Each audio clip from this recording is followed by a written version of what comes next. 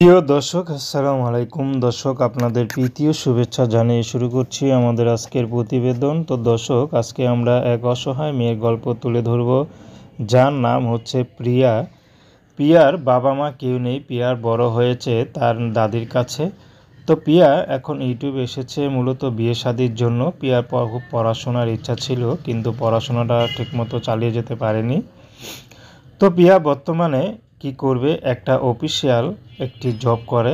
তো সে অফিসের বিভিন্ন ফাইলপত্র গুছিয়ে দেয়, পরিষ্কার করে, ঘর ঝাড়ু দেয়, এসব করেই তার বিকাল হয়ে যায়। তো বিকালে এসে তারপর আবার রান্নাবান্না করে, দাদি যদি পারে টুকটাক করে, না পারলে নিজেই করে, দাদির সাথেই থাকে। তো দাদি অনেক বলে বিয়ে শাদি করতে, কিন্তু প্রিয়া কিভাবে বিয়ে করবে? আজকাল বিয়ে শাদি করতে গেলে তো অনেক টাকা যৌতুক লাগে। তো প্রিয়া চাচ্ছে ভালো একটা জীবনসঙ্গী, সে গরিব হোক। সে যদি প্রিয়াকে ভালোবেসে আপন করে নিতে পারে, প্রিয়ার কোনো আপত্তি নেই।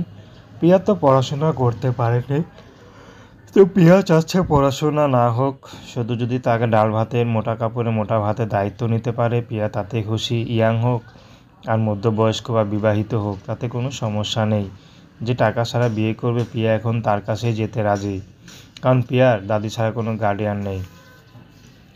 তো প্রেম, ভালোবাসা, সাহায্য, সহযোগিতা, বিয়ে শাদী করা একান্ত আপনাদের ব্যক্তিগত ব্যাপার। আসসালাম।